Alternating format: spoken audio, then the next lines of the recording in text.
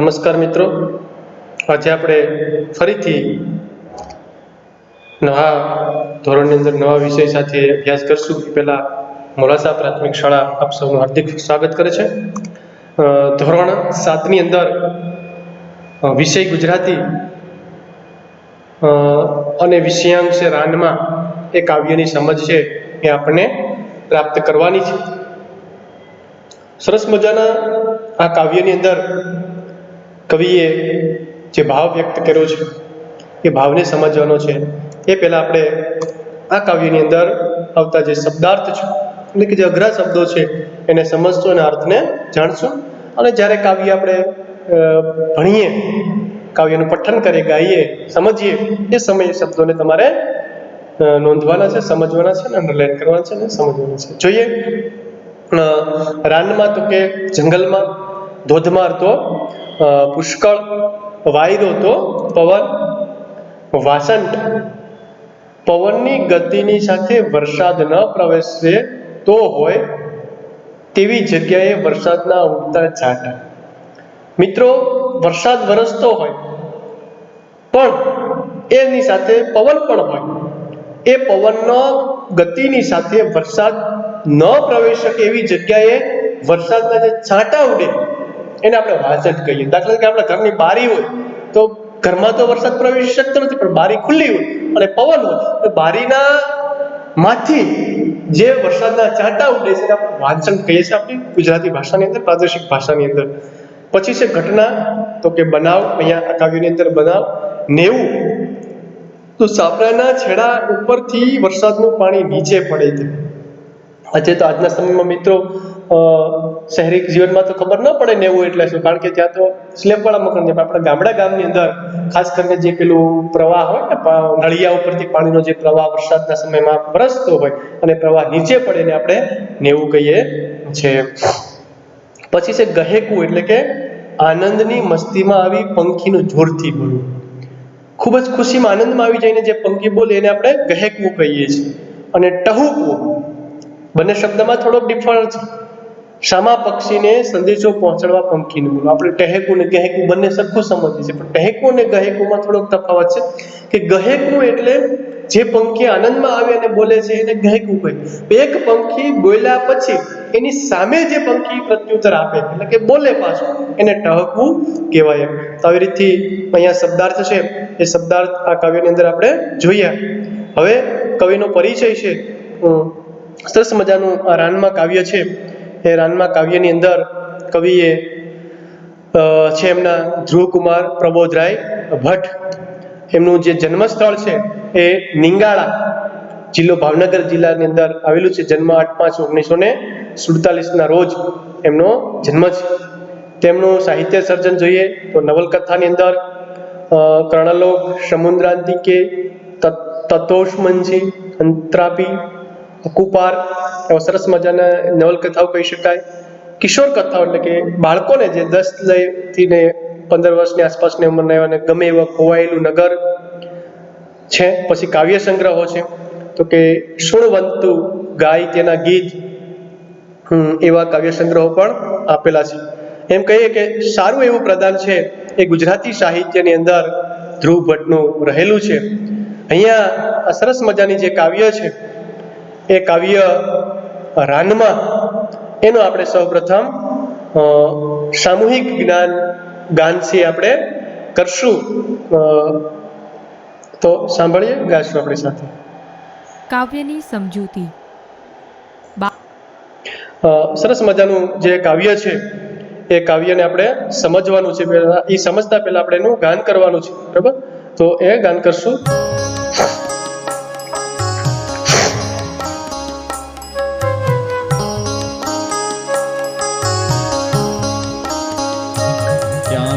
ચોમાસુ ગાજે છે રાનમાં, ક્યાંક ચોમાસુ ગાજે છે રાનમાં. વાડ પરે સૂતેની સગડી લીલાશ હવે નીતરતી થશે મેદાનમાં. ક્યાંક ચોમાસુ ગાજે છે રાનમાં, ક્યાંક ચોમાસું ગાજે છે રાનમાં. વાડ પરે સૂતેલી સગડી લીલાશ હવે નીતરતી થાશે મેદાનમાં. ક્યાંક ચોમાસું ગાજે છે રાનમાં.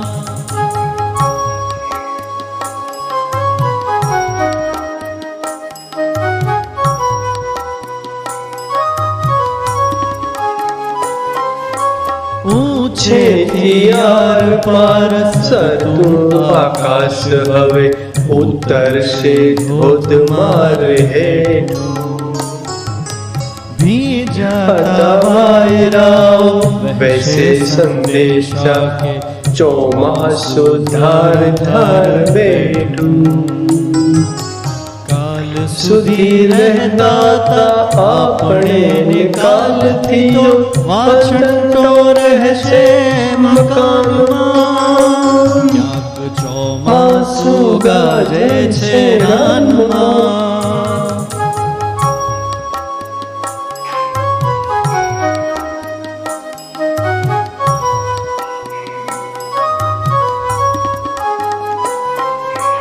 આપણને થાય એવું, વાદળને થાય એવું, ઝરણાને થાય એવું ઘાસને.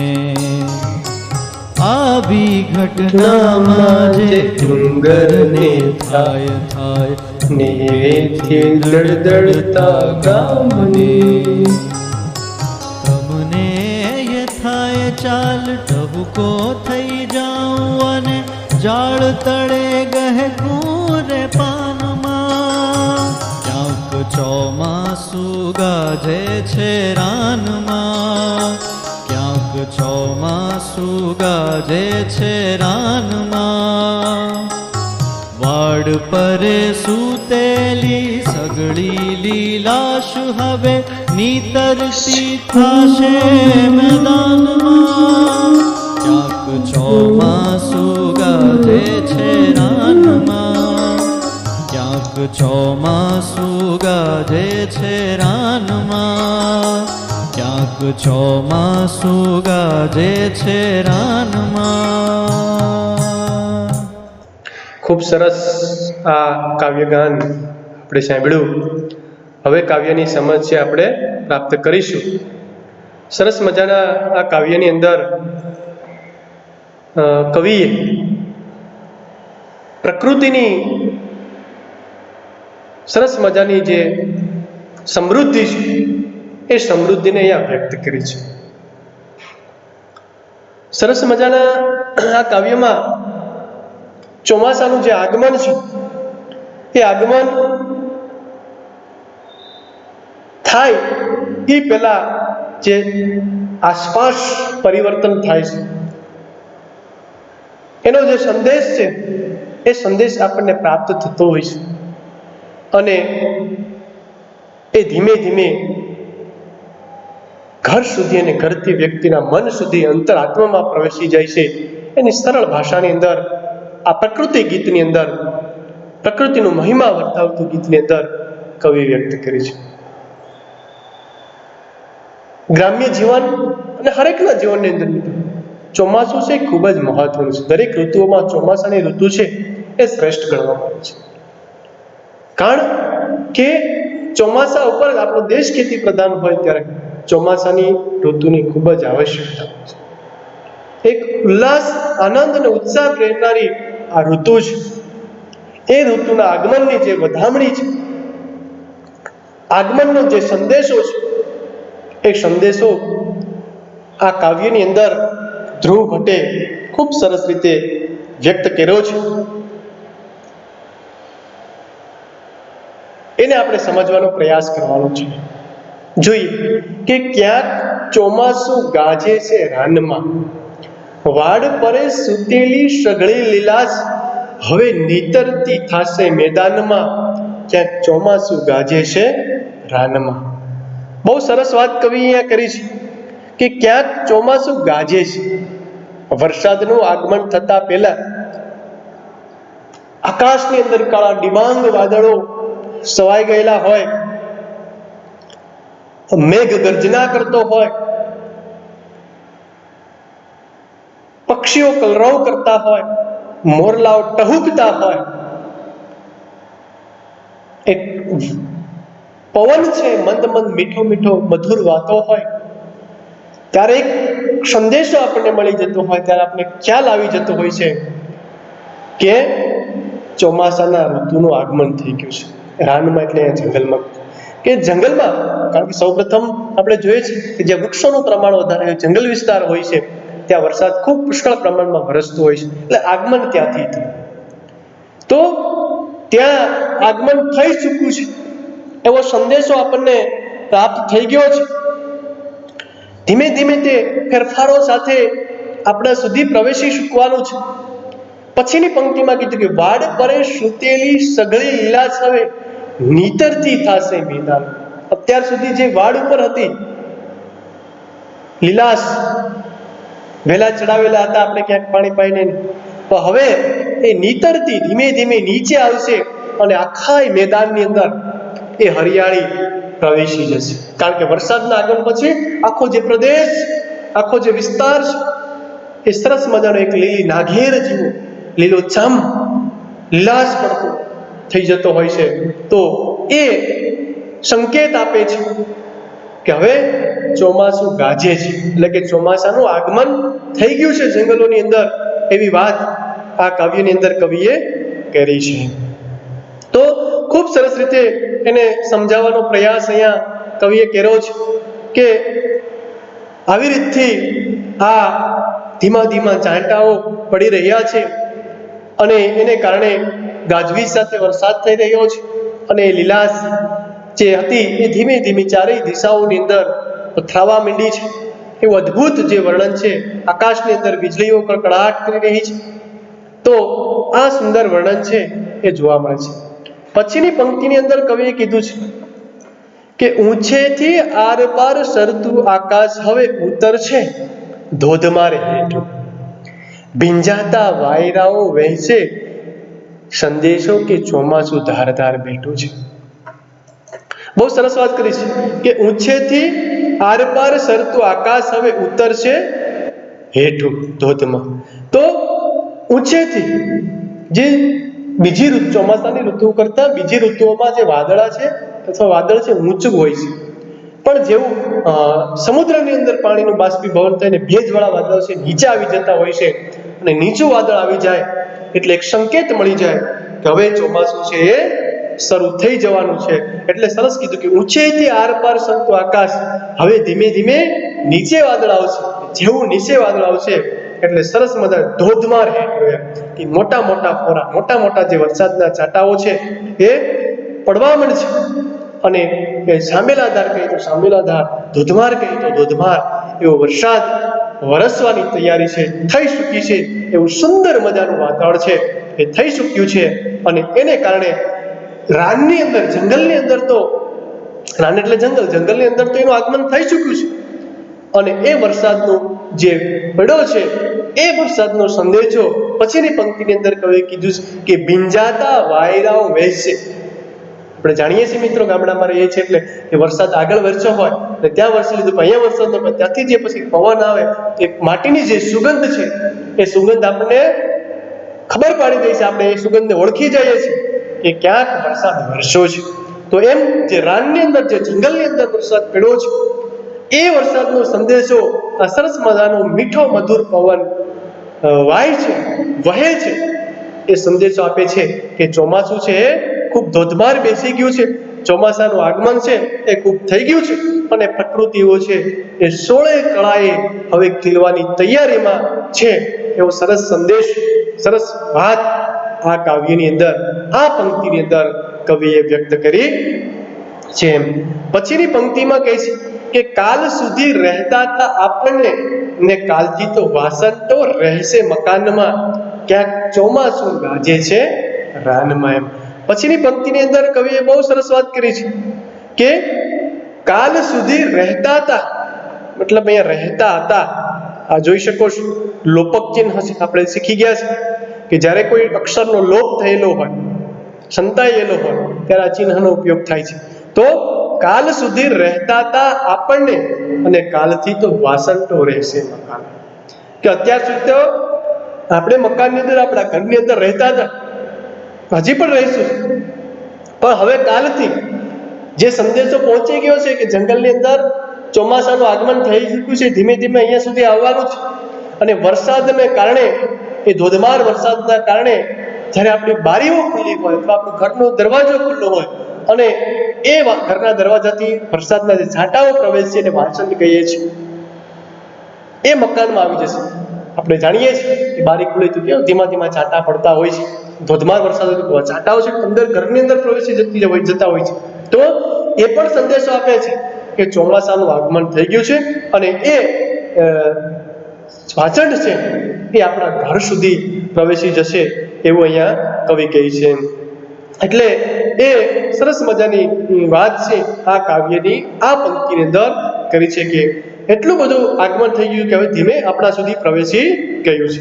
પછીની પંક્તિની અંદર કવિ કહે છે કે આપણને થાય એવું વાદળને થાય, એવું ઝરણાને થાય, એવું ઘાસને થાય, આવી ઘટનામાં જે ડુંગરને થાય નેવીથી દળદળતા ગામને. બહુ સરસ વાત પછીની પંક્તિની અંદર કવિ કરી છે કે આપણને થાય એવું વાદળને થાય, કે વરસાદ સૌથી અબાલ વૃદ્ધ સૌને, કે નાના બાળકથી લઈને સમજુ બાળક જે આપણે વર્ષ દીઠ ત્યાંથી લઈને વૃદ્ધ સુધી સૌને ચોમાસું છે, પશુ પક્ષી પ્રાણી હોય છે, બધાને ગમતું હોય છે. એટલે આનંદ થાય છે. એવો જ આનંદ આ વાદળને પણ થાય કે હું જલ્દી વરસી જાય, અને વર્ષા પછી એ પાણીના પ્રવાહ રૂપે ઝરણા રૂપે થાય છે. ઝરણાને પણ થાય કે વરસાદ આવે તો હું ખળખળ નીર પ્રવાહમાં વહું છું. ઘાસને પણ એવું જ થાય કે હું વરસે તો મારી લીલાશથી ફૂટી નીકળે. ડુંગરો જે ઉજ્જળ વેરાળ લાગતા હતા એ સોળે કળાએ લીલાશથી ખીલી ઉઠે. એટલે એક એક પ્રકૃતિના તત્વોને એનો અહેસાસ છે એ થાય છે. અને આવી ઘટનામાં, એટલે કે આવા જે પ્રસંગોને આવી જે અહીંયા વાત કરી છે એમાં જે ડુંગરને થાય એવું જ નેવેથી દળદળતા કામની. કારણ કે વરસાદના પાણી છે એ નેવે એટલે આપણે જોયું હતું કે જે પાણીનો પ્રવાહ જે સાદા નળિયા હોય ને પડતો હોય એ પાણી ધોધમાર પડવા માંડે ત્યાંથી એ પ્રવાહ રૂપે આપણા આંગણેથી શેરીમાં અને શેરીથી ગામ આખામાં ફરી અને ગામના ઓકળે ઝરણાએ અને નદી થઈને સમુદ્રમાં પહોંચતું હોય છે. તો એક એક તત્વને આ વરસાદની મોસમનો જે આગમન છે એનો અહેસાસ, એનો જે આનંદ છે એ થતો હોય છે. એવી સરસ વાત આ પંક્તિની અંદર કવિએ વ્યક્ત કરી છે કે હરેક તત્વો છે એ તત્વોનો આનંદ આ વરસાદની મોસમના લેતા હોય છે. પછીની પંક્તિની અંદર કવિએ બહુ સરસ કીધું કે તમને થાય ચાલ ટહુકો થઈ જાઓ, અને ઝાડ તળે ગહેકું ને પાનમાં ક્યાંક ચોમાસું ગાજે છે રાનમાં. એમ બહુ સરસ વાત છેલ્લી પંક્તિની અંદર કવિએ કરી દીધું છે કે તમને થાય ચાલ ટહુકો થઈ જાઓ. ટહુકો એટલે આપણે અર્થ જાણીએ છીએ કે ગહેકું અને ટહુકો શબ્દ બે વાપર્યા છે. કે ગહેકું એટલે પક્ષી જે આનંદમાં આવીને બોલે છે એને ગહેકું કહીએ છીએ, અને ટહુકું એટલે કે જે પક્ષી બોલ્યું છે એના જવાબમાં પ્રત્યુત્તર રૂપે જે બીજું પક્ષી બોલે છે એને આપણે ટહુકું થાય. તો એ બહુ સરસ શબ્દ કે તમને થાય ચાલ ટહુકો થઈ જાવ, અને ઝાડ તળે કે ગહેકું રે પાન. કે આ સુંદર મજાનો ઋતુ છે. જેમ પેલો મોર ટહુકી ઉઠે છે એમ હું પણ એના પ્રત્યુત્તર રૂપે ટહુકવાનું જે મન છે એ થઈ જાય છે. વરસાદનો જે કડાકા ગાજવીજ થતી હોય છે અને મોર એ ગાજવીજને ટહુકે છે, કે કડાકો જે ગહેકી રહ્યો હોય એ આનંદમાં મોર એની સામે ટહુકે છે, એ વરસાદને વધાવે છે. એમ હું પણ કવિ કહીશ કે ઝાડ તળે એ પાનમાં ટહુકવાનું ગહેકવાનું મન થઈ જાય છે. એવી સરસ વાત આ કાવ્યની અંદર કરી છે. મિત્રો, ટહુકવું અને ગહેકવાનું ભેદ સારી રીતે સમજજો તમે, કે ટહુકવું અને ગહેકવું એટલે શું? કે ગહેકવું એટલે આનંદ અને ઉત્સાહમાં આવીને બોલવું, અને જે પક્ષી બોલે છે એનો સામો પ્રત્યુત્તર રૂપે બીજું પક્ષી બોલે એને ટહુકવું કહેવાય છે. તો અહીંયા વરસાદનું જે આગમનનું જે ગહેકવું સંભળાઈ રહ્યું છે એમાં તલ્લીન થઈ જવાની વાત છે, ટહુકી જવાની વાત છે, એ કવિએ કરી છે. અને આવું ધોધમાર ક્યાં ચોમાસું છે, રાનમાં ગાજી રહ્યું છે, અને મારા અંતરાત્માની અંદર કવિ કહે છે, વ્યક્તિના મનની અંદર, વ્યક્તિના દિલની અંદર એ ટહુકી ઉઠવાની વાત છે, એ ચોમાસાને માણવાની વાત છે, એ સરસ રીતે વ્યક્ત કરે છે. તો કવિએ ખૂબ જ સરસ રીતે આ ભાવ છે એ આ કાવ્યની અંદર વ્યક્ત કર્યો છે. ચોમાસાનું આગમન અને એ ચોમાસાની જે ઋતુનો પ્રભાવ પ્રકૃતિ ઉપર, સૃષ્ટિ ઉપર, એની સુંદર વાત એક એક પંક્તિની અંદર કરી છે કે ચોમાસાનું આગમન છે એ કદાચ ધીમે ધીમે હવે થઈ ચૂક્યું છે, અને એનો સંદેશો પ્રકૃતિના વિવિધ તત્વો આપી રહ્યા છે. એટલે જંગલમાં શરૂ થયું છે, શરૂઆત ત્યાંથી થાય, ઘણા બધા વૃક્ષો હોય ત્યાંથી, જંગલ વિસ્તારમાંથી, અને એના ધીમા ધીમા મંદ પવન, ચારે બાજુ લીલાશ, પ્રકૃતિ જે ખીલી હોય, જે વેરાળ પ્રદેશમાં ખીલી ઉઠ્યો હોય, એનું આગમન છે એ સંદેશો પહોંચાડી જાય છે. પેલા મકાનની અંદર આપણે રહેતા હતા, પણ હવે હાચરડો પણ કાલથી આવી જશે રહેવા માટે. એ એક એક તો જો તમે કે કેટલું કવિએ હૃદયસ્પર્શી વાત છે આ કાવ્યની અંદર વ્યક્ત કરી છે. તો સરસ મજાના પ્રકૃતિ ગીતની અંદર ચોમાસાની ઋતુનું આગમન કેવી રીતથી થાય છે અને કેવો પ્રભાવ દરેક બાબતો ઉપર, દરેક વસ્તુ ઉપર, પ્રકૃતિની આસપાસ આપણા સુધી પહોંચે છે. પવનનો સંદેશો, પ્રકૃતિનો સંદેશો, ઘાસનો સંદેશો, ડુંગરનો સંદેશો, આ બધું જ આપણને અહેસાસ કરાવે છે કે ખરેખર જંગલની અંદર ચોમાસાનું આગમન થઈ ગયું છે. હવે કાલે અહીંયા પહોંચી જશે, એટલે કે થોડા દિવસોની અંદર આવી જશે. અને જે આપણા જીવોદોરી સમાન જે કહી શકીએ ઋતુ એટલે એ ચોમાસાની ઋતુ. કારણ કે આ દેશ જ્યારે એની ઉપર નભતો હોય ત્યારે એનું વ્યક્તિના જીવનની અંદર, ખેડૂના જીવનની અંદર, જગતના તાતના જીવનની અંદર, હરેક વ્યક્તિના જીવનની અંદર ખૂબ જ મહત્વનું છે. તો એનું સુંદર વર્ણન કવિએ સરસ ગ્રામ્ય જીવનને વ્યક્ત કરતી વાત છે એ આ કાવ્યની અંદર સરસ રીતે વ્યક્ત કરી છે. અને મારા ખ્યાલ મુજબ છે એ સમજાઈ ગયો છે, ખૂબ જ સરસ રીતે એને સમજાવવાનો પ્રયાસ કર્યો છે. તો સમજજો, ન સમજાય તો એક બે વખત વિડીયો જોઈ અને સમજવાનો પ્રયાસ કરજો. ખૂબ